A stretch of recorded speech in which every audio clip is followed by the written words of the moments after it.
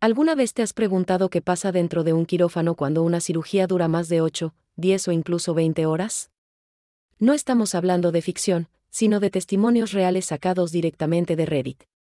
Cirujanos que aprenden a ignorar el hambre y la vejiga, perfusionistas atrapados en la máquina de corazón-pulmón sin posibilidad de moverse, residentes que sobreviven con Coca-Cola cero y sándwiches de máquina expendedora, y hasta pacientes que descubren, después de la operación, que pasaron horas con el cráneo abierto mientras su equipo se tomaba un descanso para pensar.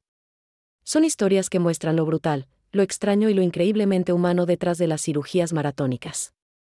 Quédate hasta el final, porque cada testimonio revela un detalle más impactante que el anterior, y créeme, querrás escuchar la última. Soy cirujano de mano. Cuando sé que voy a enfrentarme a una cirugía larga, la preparación empieza mucho antes de lavarme las manos. Comer algo sólido, usar el baño, revisar el instrumental, coordinar con todo el equipo. Básicamente, me aseguro de que una vez que estoy vestido, ya no necesito salir. La meta es mantenerme enfocado de principio a fin. Pero el cuerpo no siempre coopera. A las 4 o 5 horas, empieza a recordarte que eres humano. Si necesito salir un momento, confío plenamente en el anestesiólogo. Mucha gente cree que solo duermen al paciente, pero en realidad están vigilando cada función vital, cada segundo. Una vez, en medio de una reparación de tendón delicadísima, tuve que ausentarme un instante. Cuando regresé, la sala seguía estable, tranquila. Fue un recordatorio de que la cirugía no es un acto en solitario, es un esfuerzo de equipo, donde cada rol importa. En cirugía de mano, donde milímetros definen si alguien recupera la función. Lo más importante es llegar preparado y confiar en tu gente. Una vez dentro, todo se reduce a precisión, flujo, y darle al paciente el mejor resultado posible. En realidad todo se reduce a cronometrar lo que comes y bebes. No hay misterio. Un compañero mío que hace cirugía cardíaca tiene su ritual. Siempre se asegura de vaciar su café justo antes de que entremos en bypass. No importa la hora, es parte de su rutina de supervivencia. Yo, en cambio, tengo mi propio sistema. Normalmente hago una pausa rápida alrededor de las 9 de la mañana. Tomo un par de sorbos de agua y sé exactamente cómo va a reaccionar mi cuerpo. Es como un reloj. 10 minutos después ya estoy ligero y listo para plantarme en el quirófano todo el día. Y no exagero. He estado parado en el campo quirúrgico durante 12-15 horas sin salir ni un segundo. Mi récord personal fueron 20 horas seguidas. Ese día fue brutal. Literalmente todo lo que podía complicarse se complicó. No voy a mentir, cuando finalmente terminó y vi el monto de horas extras en el cheque de pago, dolió un poco menos. La verdad es que el cuerpo aguanta más de lo que crees si eres cuidadoso con lo que consumes. Mientras no comas ni bebas demasiado, puedes pasar mucho tiempo sin un descanso. Claro, cuando la cosa pasa de las 12 horas, a veces nos permitimos un par de sorbos de jugo para que el azúcar en sangre no se desplome y poder seguir pensando con claridad. No es un banquete, es apenas lo necesario para mantenerte en pie. Soy perfusionista. Mi trabajo es operar la máquina de corazón-pulmón durante cirugías cardíacas. Básicamente, mientras esa máquina está encendida, yo no puedo moverme. Cirujanos y anestesiólogos tienen margen para salir unos minutos si lo necesitan. Yo no. He visto cirujanos pedir que cubran el pecho y salir al baño. Yo me quedo clavada en mi silla, vigilando cada monitor. En mi hospital normalmente soy la única perfusionista en turno, así que no tengo a nadie que me cubra. Nunca me ha pasado tener que salir en plena cirugía, pero uno de mis instructores me contó que, en su época, tuvo que usar una botella discretamente, porque no había otra opción. Poco elegante, sí, pero cuando el paciente depende de esa máquina, no hay margen de error. Por eso manejo al milímetro lo que como y lo que bebo antes de una intervención. No hay pausa posible. Cuando estás en bypass, tu única opción es mantenerte firme hasta el final. Soy estudiante de medicina y durante mi rotación de cirugía me tocó el equipo hepatobiliar y de trasplantes. O sea, el grupo con la fama de tener las cirugías más maratonianas del hospital. Estos casos son como expediciones. Tienes al cirujano principal al mando, de 1 a 3 residentes en distintos niveles, y de vez en cuando, una pobre estudiante como yo, que trata de no estorbar demasiado. Una vez me tocó presenciar un Whipple. Para quienes no lo conocen, es de las cirugías más largas y complejas que existen. En esta operación se extraen varias estructuras del sistema digestivo, generalmente debido a tumores en el páncreas o en la vía biliar, y luego se reconectan el páncreas, el estómago y el conducto biliar al intestino delgado para restablecer el flujo digestivo. A la hora 7, sí, 7 horas dentro del quirófano, el residente jefe se nos volteó y nos dijo a mí y a otra residente junior: vayan, coman algo, usen el baño y vuelvan cuando estén listas. Nosotras obedecimos encantadas. Nos tomamos un break, almorzamos tranquilas y regresamos con café en mano. Y cuando entramos otra vez, el residente jefe continuaba en la misma posición, sin haberse movido un milímetro. Mientras tanto, el cirujano titular estaba haciendo malabares, supervisando este caso y otro en paralelo. Pero el residente jefe, ese hombre no parpadeó en 10 horas, sin agua, sin baño, sin siquiera apoyarse en la mesa. Nada. Solo él y el paciente. Honestamente, no sé de qué material están hechos los cirujanos, pero claramente no es el mismo que el mío.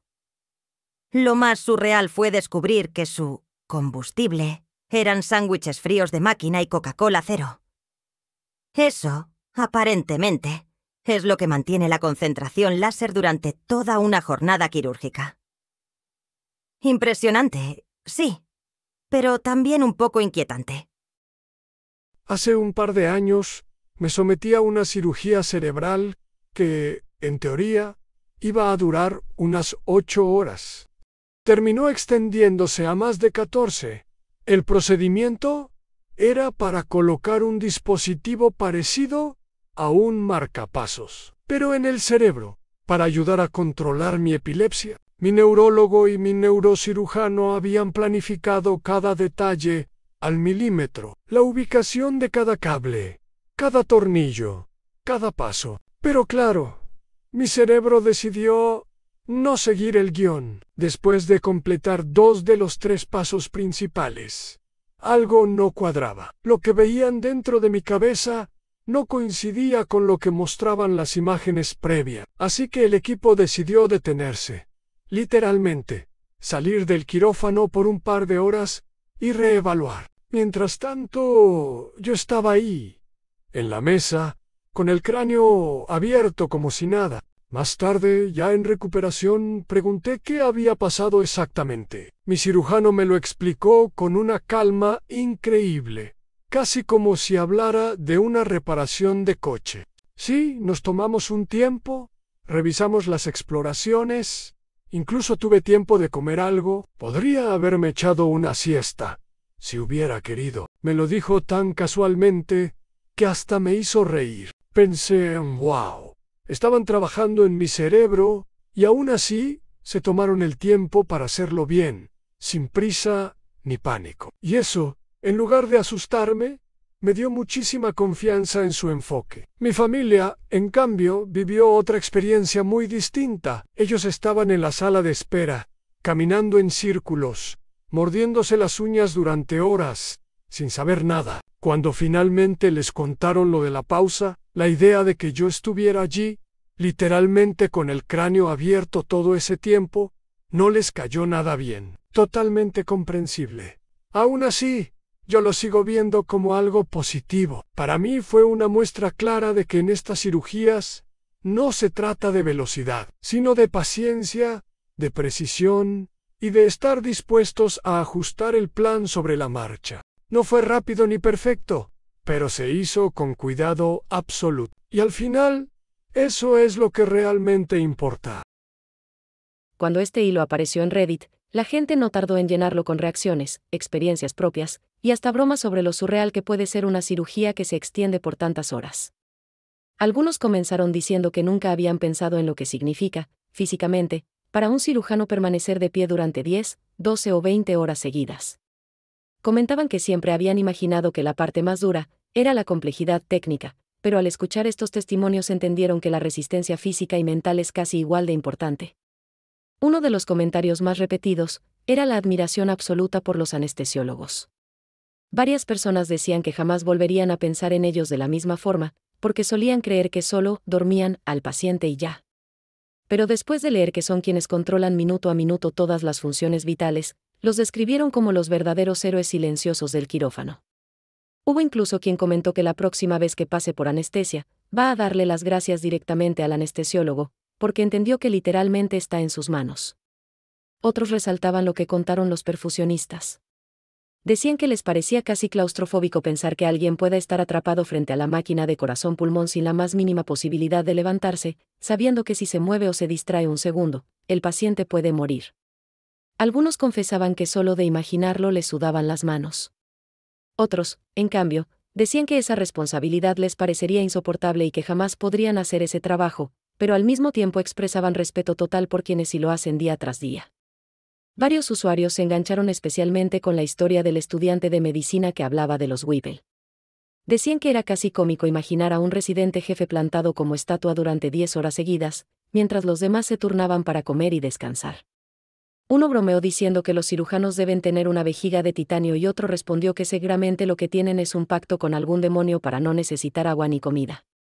Entre las risas, otros reconocieron que ese nivel de aguante era también una muestra de disciplina brutal, que no cualquiera podría sostener. La historia del paciente con cirugía cerebral también generó una ola de reacciones.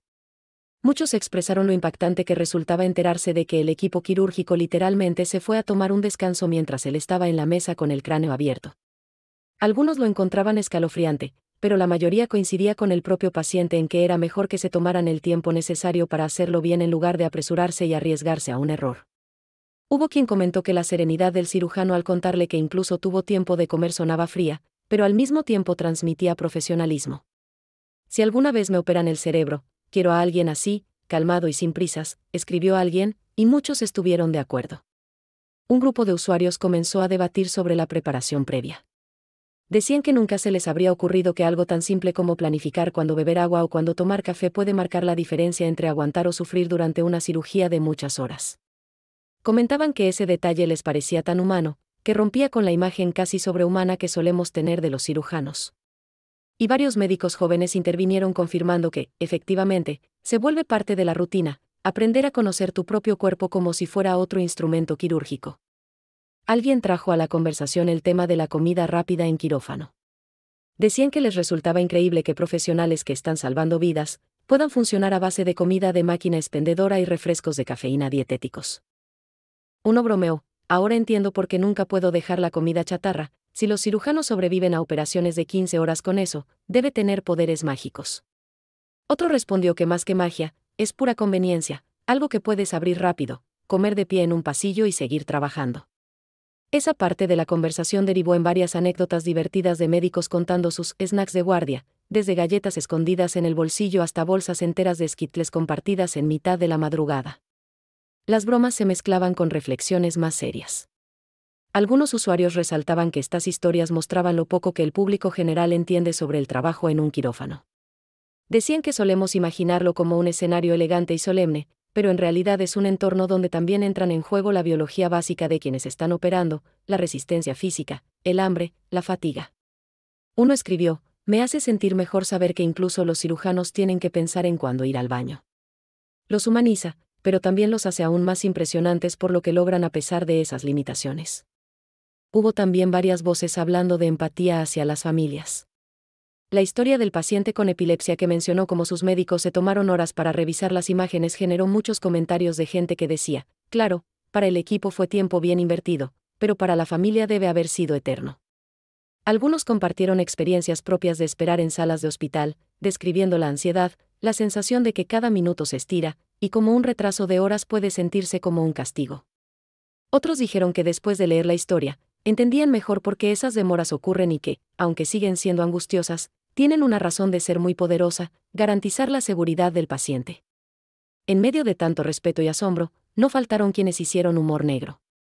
Algunos dijeron que las cirugías largas deberían contarse como maratones olímpicos y que habría que dar medallas a los cirujanos que alcanzan las 20 horas sin pausa. Otros inventaron logros de videojuego, cirujano desbloqueado, vejiga de adamantium, o anestesiólogo nivel 99, guardián de la barra de vida. Estas bromas, aunque sarcásticas, ayudaban a aliviar la tensión de un hilo que también estaba lleno de relatos duros e intensos. Un aspecto que generó mucho debate fue el de la salud del propio personal médico. Algunos se preguntaban si realmente es seguro para el cirujano operar tantas horas seguidas sin descansar. Hubo comentarios de gente preocupada por los efectos a largo plazo en su cuerpo, problemas de espalda, fatiga crónica, incluso el riesgo de cometer errores por cansancio. Otros médicos entraron al debate para aclarar que, en muchos lugares, sí hay protocolos para rotar equipos en cirugías extremadamente largas, aunque reconocían que en hospitales más pequeños o con personal limitado, eso no siempre es posible. Un usuario escribió algo que resonó mucho: todos admiramos la resistencia de los cirujanos, pero no deberíamos normalizar que trabajen 15 o 20 horas seguidas. Queremos que estén en su mejor estado mental y físico, no al borde del agotamiento.